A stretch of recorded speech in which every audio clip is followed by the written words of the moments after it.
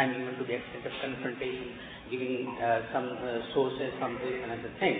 The issues and the commonality are the important. I think some changes ought to be made in the whole process of dialogue and things.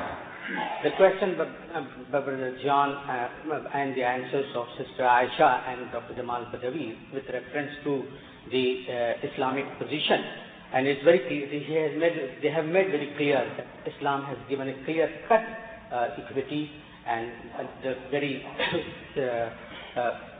image of libas, equality is there. But the one thing, the question that was raised, when in abstract term Islam gives equality and equity and other things, but in reality definitely there are certain, whether they are cultural constraints, I do not say that it is only cultural content. I may disagree partly with Dr. Jamal Badawi, but the wrong interpretation of Islamic injunctions also. The ulama, by virtue of their conservatism and the personal reasons, you can see some of the institutions in the Western countries where Muslims in a very free atmosphere, where the cultural constraints or the political, socio-political constraints are not there, as you find it has been a process in Pakistan also when electing the woman prime minister or other things. So the constraints of the interpretations are also there in addition to the cultural constraints. So when these dogmatic interpretation and cultural and socio-political all go together to bring a new kind of enlightenment to the position of women given by Islam, and gave the model in real Prophet's life. And as you have given the situation that earlier anthropological studies showed that how women were treated badly and Islam gave them it, and these are things to be considered and perhaps in commonality. Thank you. That was a comment. Please.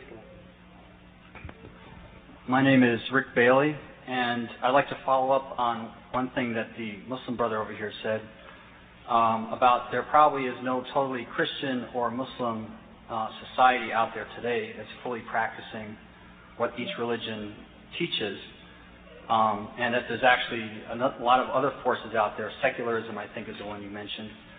I'm curious to know what percentage or to what degree do you think the women's movement of the last 100 years or so is a non-religious movement that is secular, and to what degree is it? And to what degree are Christians and Muslims just interacting with that, trying to fit into it, and to what degree is it really a religious kind of reaction? Yeah, and I'd like you also to add to that how much the society is affected by the scriptures. It's going in the same line, and we had it and we forgot to write it down. What did you just ask? How much the scriptures are affecting the society? Are they changing? Are they doing anything in the society? Or are they just there? Can I answer that? Yeah, go ahead. I want to answer his question too. Sure. I don't know that. Probably, I can't speak for Islam because one of the things I've learned this afternoon is that you are greatly affected by the written word and by the scriptures.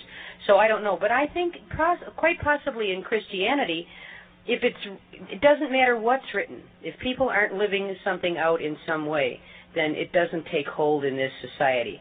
I mean, I think that behavior, that ideas follow behavior in this society. That people have an experience and then they learn something and then they do something else. So I think that we could talk about the ideals and the written word a million times, but until there is some experiential interaction with that, I don't know that in Western society, because we are such a visual and an audio society. But the other gentleman's question about how much of the women's movement is religious, that question just threw me. I mean, women. The number of women that are religious, to however they define that, or that have an ideology or whatever, that are participating in that, would be that statistic. But it's a different way. I don't look at people. I don't look at religion as separate from political involvement, as separate from. I just don't see pieces of it like that. So I don't see the movement like that. I believe that everybody is religious. Now, what they believe and what they worship and what they may be different from me, but every living human being has something about them transcends. It has to. So I would have to say that the whole women's movement is religious. Now, how much of it is formally identified as religion, I don't know. Go ahead, Becky. I cannot give statistics either, but there are a number of things that might be useful to remember. One is that in recent decades we find that a lot of very highly respected scholars like Ghazali and Qaradawi and others keep writing and lecturing about those issues quite extensively, and they seem to get lots of following. I'm not saying that all women's movements in the Muslim world are religious. Some trends are totally secularistic, there's no question about that. But they have tremendous influence. I'll give you a couple of incidents that seem to indicate this. In one conference right here in the United States, when the organizers were too strict, many of them came from the Gulf area, and tried to have the lecture for women separate from men. It was one of those great scholars, Dr. Qaradawi himself. I heard he led women. He said, come with me, and he led them in spite of the opinion of the organizer and brought them to the public lecture in that particular section so that they be part of the discussion. I have seen also some, even surprisingly, Saudi women who have very open and very, you might say, enlightened understanding of Islam, even though sometimes they are under pressure when they go home to behave in certain ways. And that seems to indicate there is some movement also that is under the surface. So they seem to, in one city here in North America, without specifying the place, the people who are in charge of the mosque or Islamic center seem again to be largely and predominantly from this very conservative type of trend or conviction. And as a result, the sister could not really have free access to the masjid to have their activities. One sister started a session or a group of 3 people. Now she wrote to me the other day that she's got 60 or 70 women. Some of them are Americans who accepted Islam, come from Muslim countries, and they're meeting regularly. So I can see that in many masjids where there is this sometimes struggle between these two mentalities, that I would conclude with a very great deal of caution that there seems to be a great deal of movement along the side of Islam without necessarily saying that the solution is to secularize wholesale as some did in the past. Okay, you have a comment. Talking about the violence against women or children, I believe that talking about violence against women or children, whether it is in the West or in the East, I believe that we must admit that the percentage of people who are learned in their own religion is quite very minimal, and the percentage of that minimal percentage who apply what they learn is very also minimal.